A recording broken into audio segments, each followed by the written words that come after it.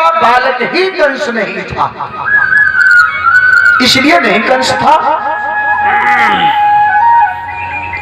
भागवत जी में आया है, एक बार नारी जाति कहीं पे स्वतंत्र नहीं है। पवन रेखा का विवाह उग्रसेन के साथ हुआ, ध्यान देना। और नारी जाति कहीं पे स्वतंत्र नहीं। स्वतंत्र कब है? जब कन्या का विवाह होके प्रथम बार मायके जाती है। पिता विचार करता, हमने इसका विवाह कर दिया, अब हमें क्या चिंता है। पवन रेखा मायके आई और सखियों के साथ बगीचे में घूमने के लिए गई। उस बगीचे में द्रुमल्लिक नाम का एक निशाचर रहता था। द्रुमल्लिक नाम के निशाचर ने इतनी तेज आंधी चलाई, इतनी तेज आंधी चलाई कि सखियां अलग हो गई और पवन रेखा अलग हो गई।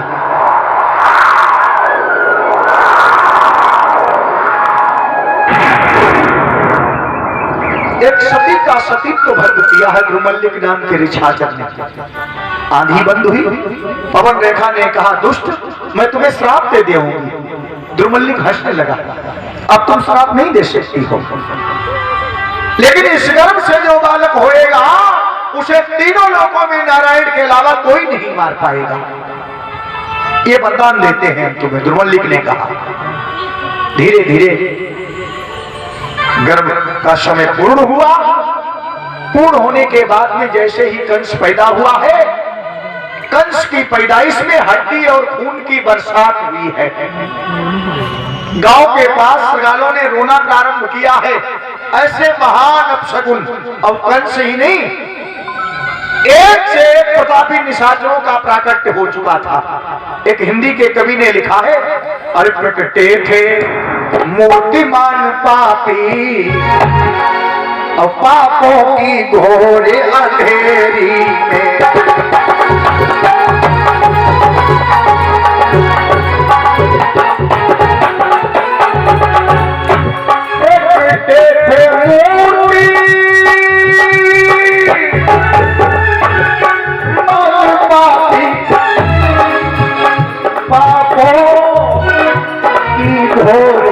अंधेरी में,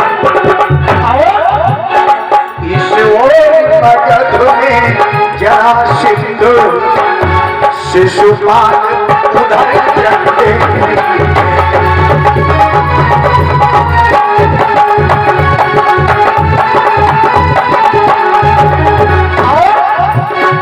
गंगा यमुना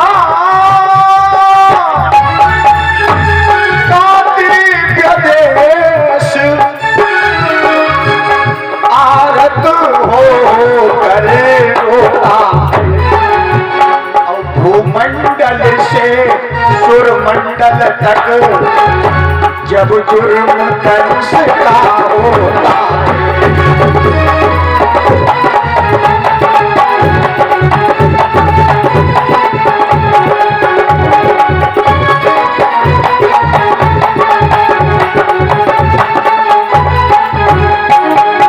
त्राहिमाम शरणागतम मची हुई महाराज, प्रभु कब अवतार लेओगे? दुखियाओं का करुणा कंदन सचमुच प्रभाव दिखलाएगा। त्राहिमाम शरणागतम मची हुई है। भगवान ने कहा अवतार जरूर लेंगे। एक कंस की चचेरी बहन और थी जिसका नाम था देवकी। ये देवक की कन्या थी। कंस अपनी चचेरी बहन को बड़ा स्नेह करता था। इसने ऐसी प्रतिज्ञा कर रखी थी, जो इसे मल्ल युद्ध में परास्त करेगा उसी के साथ हम अपनी बहन का विवाह करेंगे। ध्यान देना। बोलो गोविंद भगवान की जय। अब एक को निशाचर और दूसरा इससे मल्ल युद्ध करने कौन आएगा? एक दिन नारायण नारायण करते हुए नारद बाबा आई गए। नारद बाबा ने कहा कंस? बोले हाँ गुरु जी। बोले घूमने चलोगे? बोले बिल्कुल चलेंगे। नारद बाबा कंस को लेकर यमुना के किनारे किनारे घूमने निकल गए। ध्यान देना। मौका पाते ही नारद बाबा लई बीना और यमुना जी में डाल गई। कंस से कहा भैया बीणा उठाई के देना। कंस ने कहा गुरुजी हमें घुमाने ले आए हो, मार डालने ले आए हो, ऐसी हमसे 10-20 मीणा बनवा लेना, ये मत कहो वही मीणा निकाल के दो। वहीं वसुदेव महाराज गौएं चरा रहे थे। नारद बाबा ने वसुदेव जी से कहा भैया मीणा देना, एक ही छलांग में खटाक से मीणा दे दी। कंस से कहा मल्ल युद्ध करोगे? कंस ने कहा करेंगे। वही यमुना जी के किनारे कंस और वसुदेव का मल्ल युद्ध हुआ। एक ही झटके में वसुदेव महाराज ने कंस को उठा के पटक दिया। नीचे से आवाज आई भैया तुम्हारा विवाह निश्चित। विवाह निश्चित हो गया। बारात लेके वसुदेव महाराज आए और विदा हुई, रथ पर चढ़े दंपति बरसानंद, पहुंचाने कुछ दूर तक गया कंसमति मंद। पहले हमारे समाज में ऐसी प्रथा थी कि भाई बहन को ससुराल तक छोड़ने जाता था, तब रथरप्पा बैलगाड़ी चलते थे, है कि नहीं? आज हर भाई तो ड्राइवरी जानता नहीं। रश्मि जग्गा जो घोड़ों की राशें हैं वो कंस ने अपने हाथ में पकड़ रखी थी और लेके गया है। आकाशवाणी हुई, अरे कंस देव की ताही अष्टम लाल, हम बतलाते हैं तुम्हें होगा तेरा।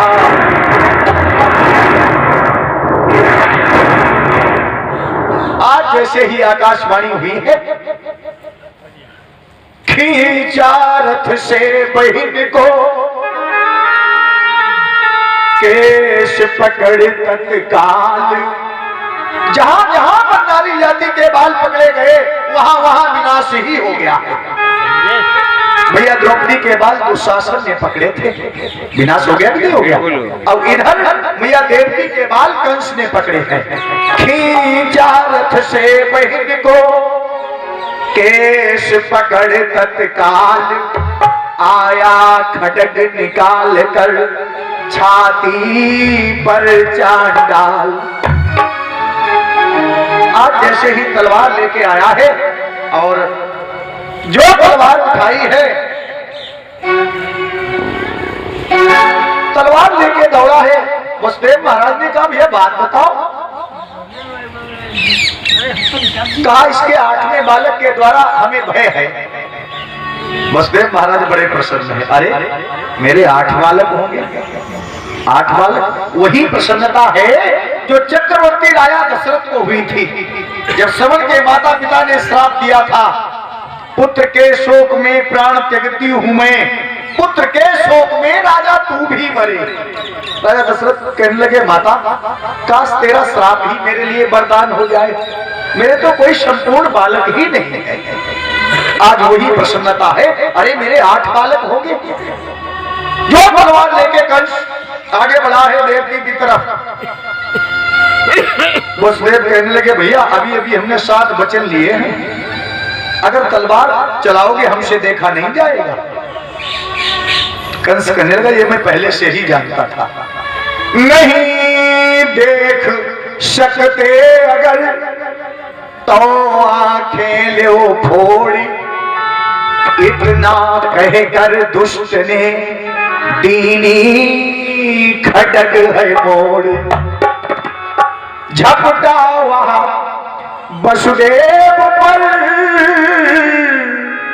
कर दूं काम तमाम, त्यों ही उठकर देव की आगे गिरी धड़ा। भैया और कैसी बेदी कैसा सिंदूर और श्रृंगार कहाँ और साथ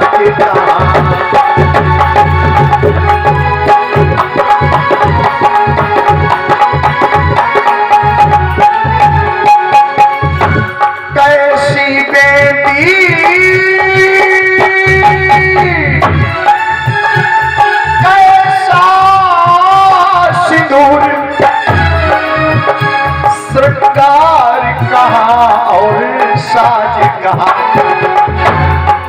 देव के जब प्राणों पर हो और पत्नी को आती लाज आशीर्वाद लगता है तो पिता का दिया हुआ श्राप भी लगता है। अब उग्रसेन ने श्राप दे दिया है, मैं कहता हूं अब कहता हूं बदला ये प्रकृति चुकाएगी और अष्टम संतान देव की तेरा अस्तित्व मिटाए।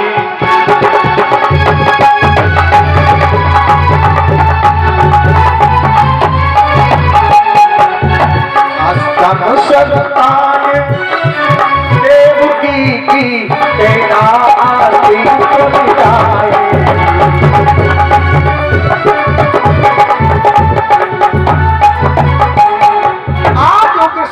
श्राप दे दिया है। धीरे धीरे समय व्यतीत होता गया और समय व्यतीत होने के बाद में दिन पर दिन हो रहा था। उधर कंस विकराल इधर देवकी के हुआ पैदा पहला लाल।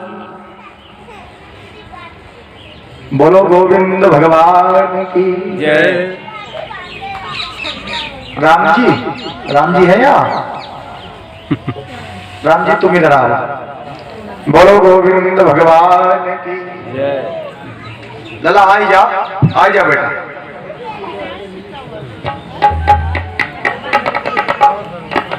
गोवर्धन पूजा में जिनके यहाँ देसी घी हो वो तो देसी घी में पिटा हुआ बना के ले आवे मीठी पूरी, और जिनके यहाँ देसी घी नहीं है वे सरसों के तेल में ले आवे। ऐसा मत करियो देसी घी को डिब्बा ऊपर और डालडा छाव के ले आए ले खा लो गोवर्धन। यहाँ डालडा वाला मामला नहीं चलेगा। ठीक है, जिसको जैसी 5-7 पूरी बना के यहाँ खाना है। बोलो गोविंद भगवान की जय। दिन पर दिन हो रहा था उधर कंस विकराल इधर देवकी के हुआ पैदा पहला लाल। अपनी बात को रखने के लिए वसुदेव महाराज गए हैं और जो जाके बालक दिया कंस ने कहा ले जा, इससे कोई भय नहीं। हजारों लाखों दुआएं देते हुए वसुदेव महाराज वापस आए। इधर वसुदेव महाराज वापस आए, उधर नारायण नारायण करते हुए नारद बाबा आई गए।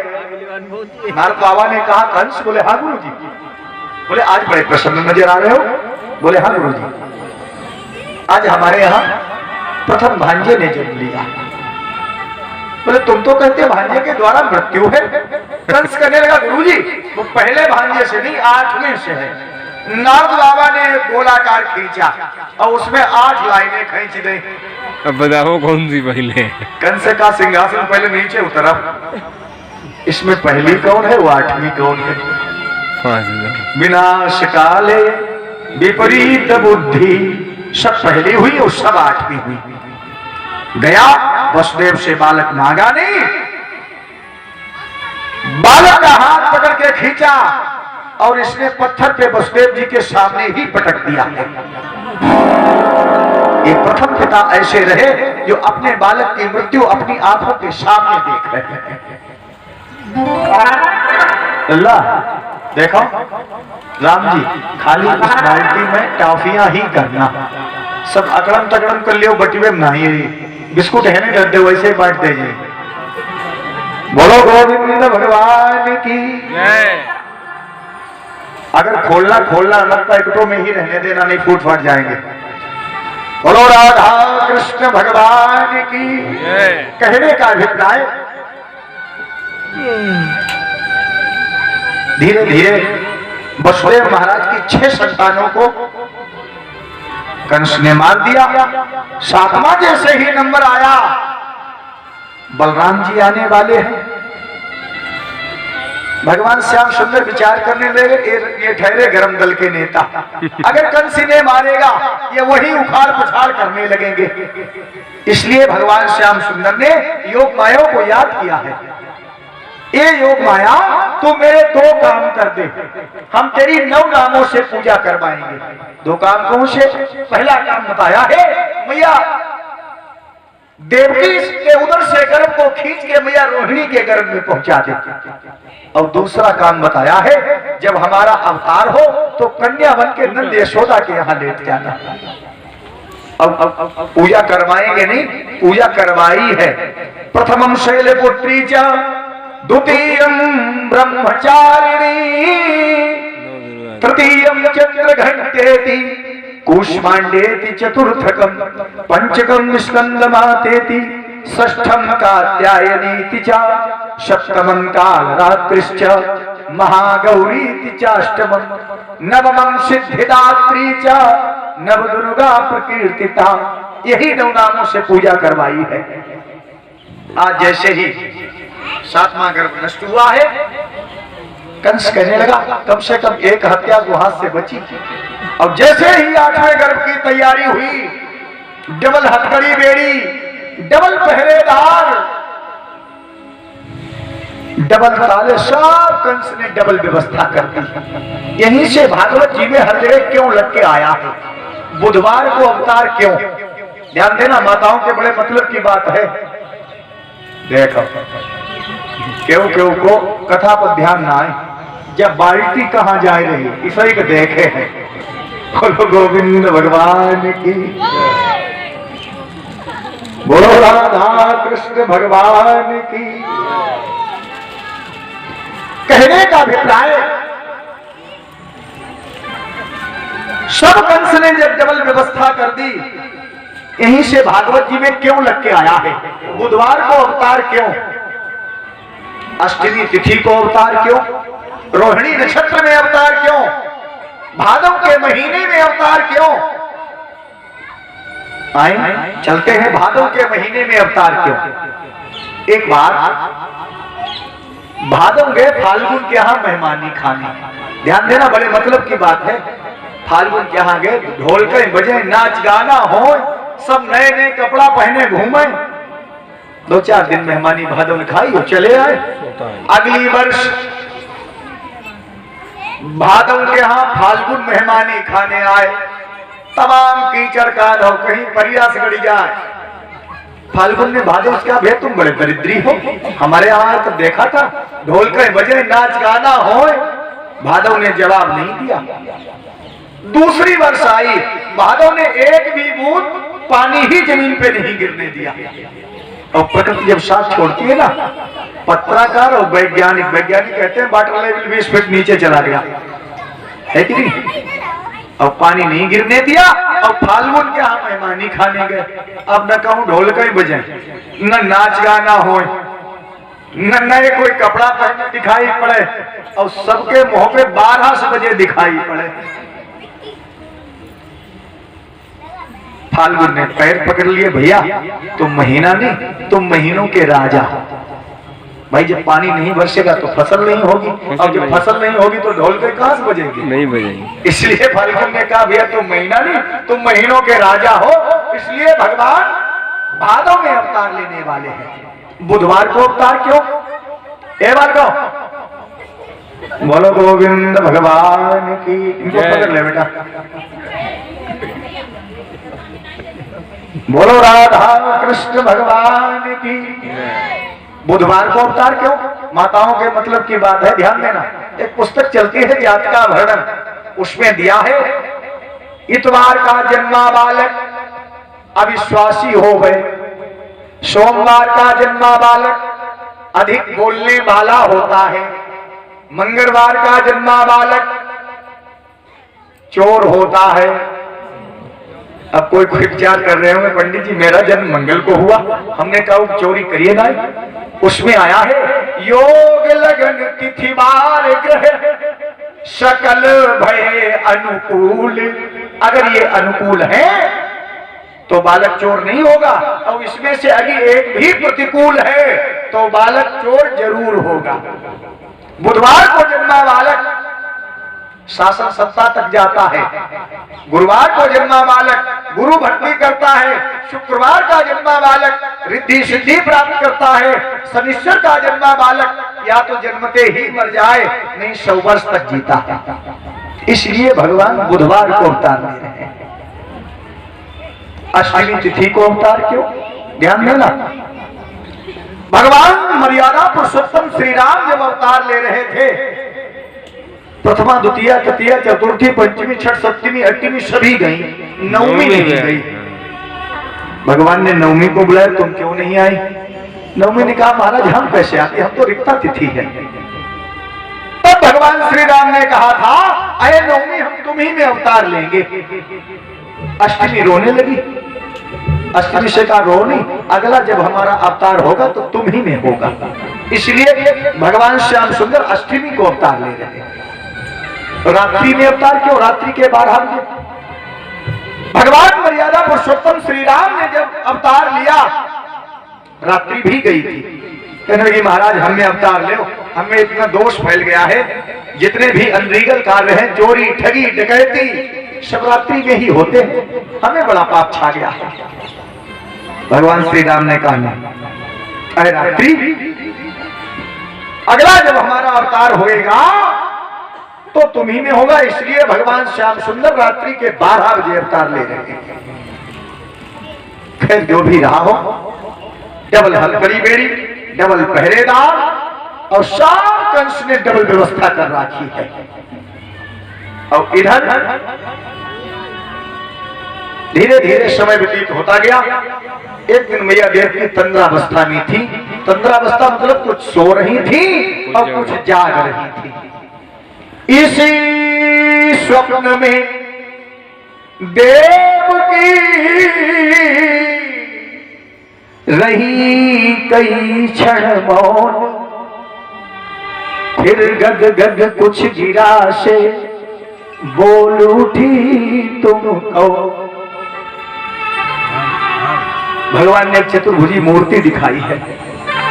मैं देख के कहने लगी तुम कौन हो? भगवान बोले मेरा नाम है गौएं चराने वाला, माखन चुराने वाला, रास रचाने वाला, बंसी बजाने वाला। मैया देवकी का सब तेरे बेढंगे चुराने वाले नाम है। अपना सही सही परिचय दो, नहीं तो हम अपने भाई कंस को बताएं। भगवान बोले इन्हें अब हम क्या परिचय देते? मैया और जो आंखें बाट जोहती थी और उन आंखों का मैं तारा हूं।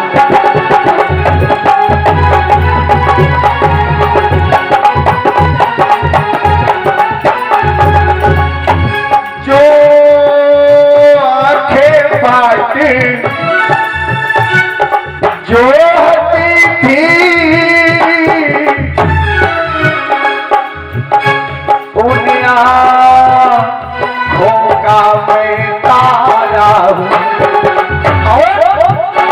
ओ कारागृही तपस्वी और मैं अष्टम लाल तुम्हारा।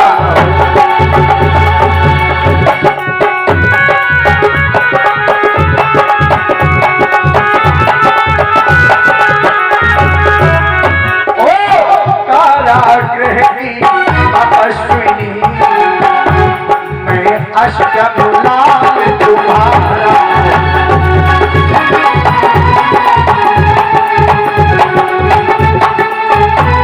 और बोले भगवान भैया हम कुछ बताने आया है। पिता तो हमारे वचनों में बंधे हुए हैं, इसलिए आपको बताने आए हैं। गोकुल पहुंचाना मात मुझे नगराय यशोदा के गृह में, और अब करी वहां माया मेरी, ले आना मुझे काला।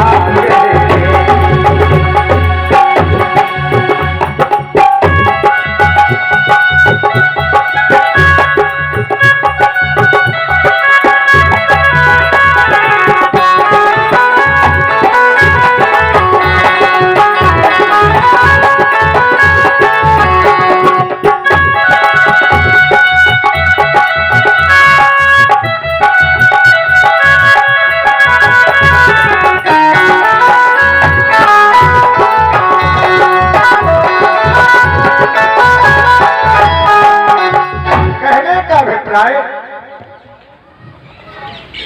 इतना कहने के बाद में भगवान ने माया का निवारण किया और जो भगवान का प्राकट्य, अब देखो भगवान का प्राकट्य होने वाला है, तुम्हारा वो अबीर गुलाल और माखन मिश्री एक थाली में रखा है सब, ये देख ले अपना।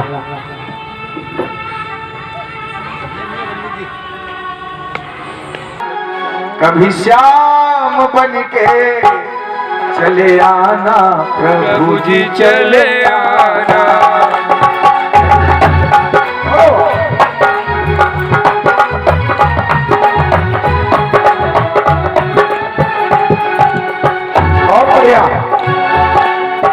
क्या पार्टी की आवाज आई रही और इधर से भौजी तुम्हारी पार्टी की आवाज नहीं आई रही।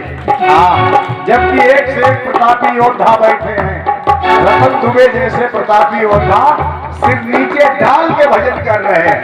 हाँ, मुझे घर को इनको मोदे गिले। कभी राम बन के कभी श्याम बन के चले आना प्रभु जी चले आना, चले आना।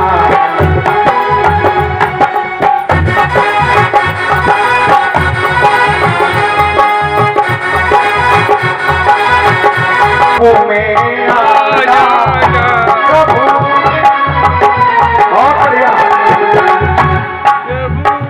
सही बोल रहे निर्मल बाबू, ऐसे बोलो। हाँ, तुम्हारे चेहरे की चमक बताई रही, सही बोल रहे। बोलिए कहाँ रहे। प्रभु राम रूप में आना, प्रभु राम रूप में सीता साथ लेके धनुष हाथ लेके चले आना प्रभु जी चले आना, सीता साथ लेके।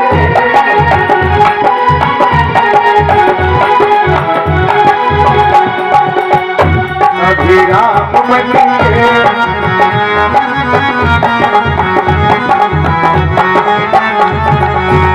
कृष्ण जन्म भगवान की।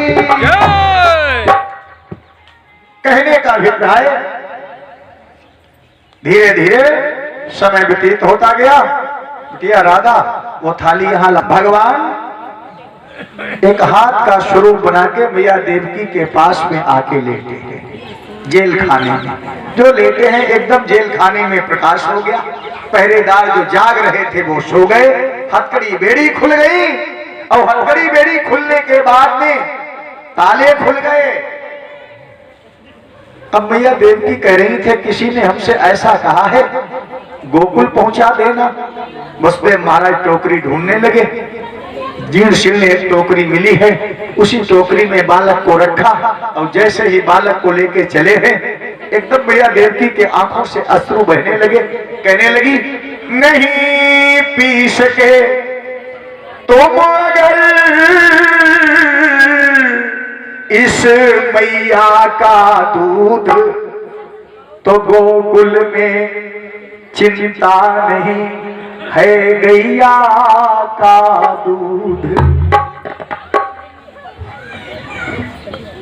चले हैं बसदेव महाराज लेके भगवान श्याम सुंदर को। मैया देवकी बोली है ऐ दुनिया वालों बतलाओ। अभी नहीं फूल बिखेरे जाएंगे, अभी बता देंगे हम। ऐ दुनिया वालों बतलाओ और तुमने ऐसी माँ देखी है।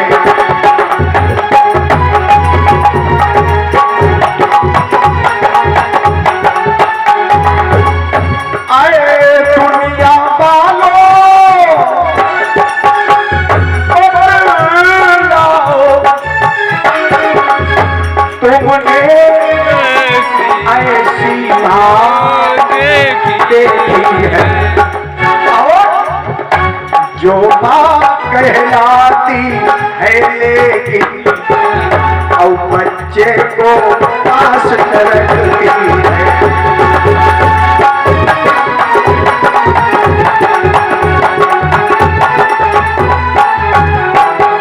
अरे जो माँ कहलाती है लेकिन बच्चे को पास न रखती है।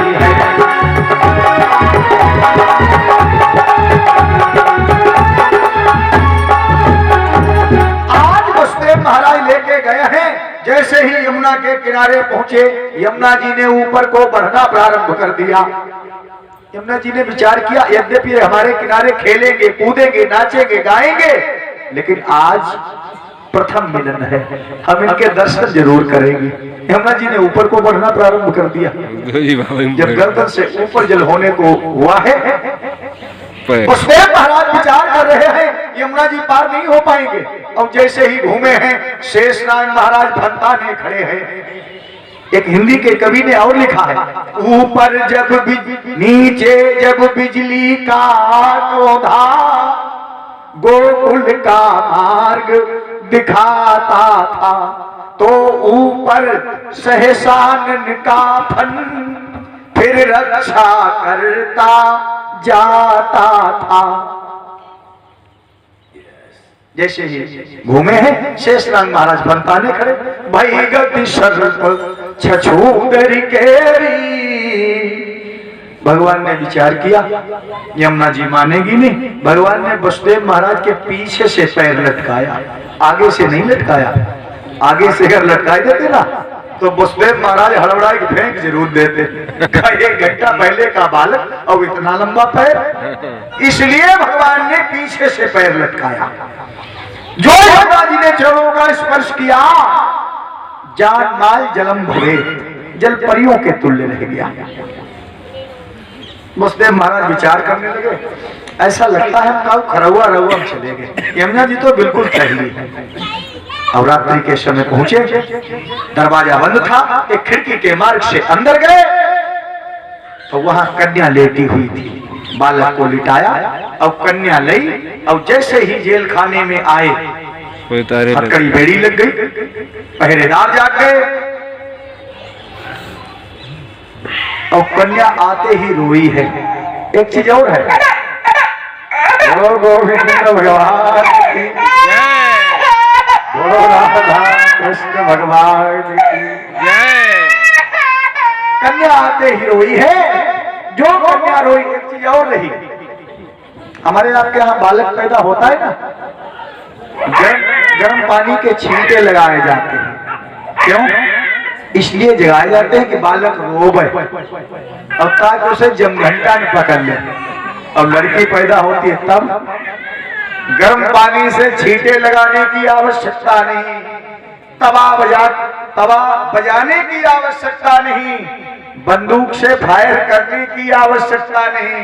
वो शुरू से इतनी रोने वाली ही होती है कि जमघंटा उस घर की बात छोड़ो, उस गांव को छोड़ के भाग जाते हैं। बोलो गोविंद भगवान की जय। जैसे ही कन्या रोई, कंस को खबर लगी, इतनी तेज भागा है कि ये रास्ते में एक तो जगह गिरा, भागवत के अनुसार। अब आया, देख के कहने लगी, भैया ये लड़का नहीं, ये लड़की। कंस ने कहा, अरे देवता भी झूठ बोलते, छोड़ दिया। कंस चला गया। फिर आई मंत्रियों ने कहा, महाराज मार दिया। बोले लड़का नहीं था, लड़की थी। मंत्रियों ने कहा, इस लड़की के लड़का बच्चा घेर के तुम्हें मार डालेंगे। कंस फिर वापस आया है और कन्या का पैर पकड़ा और जो पत्थर पर पटकना चाहा, 14 धाका से 100 बिजली के सवाल लपाका हुआ और कन्या अष्टभुजी देवी बनी। अष्टभुजी देवी बनी है। पहले हम बोलेंगे, पीछे से सभी बोलेंगे, और एक लोग ये टाफियां पकड़ ले, निर्मल बाबू। हाँ, एक लोग वो फूल पकड़ ले, अबीर गुलाल वाला। देखो शुरू करें। अभी रुक जाना, जब हम इशारा दे तब भी करना। ताली बजाते हुए नंद के आनंद जय कन्हैया लाल की, नंद के आनंद भयो जय कन्हैया लाल की। जान को हाथी घोड़ा बूढ़े को पालकी। अभी आप देख रहे थे जनपद फर्रुखाबाद के विजय श्रीमद भगवत कथा का सीधा प्रसारण एडिटर इन चीफ विकास त्रिपाठी के साथ। ताजा खबरों को देखने के लिए देखते रहिए हिंदुस्तान।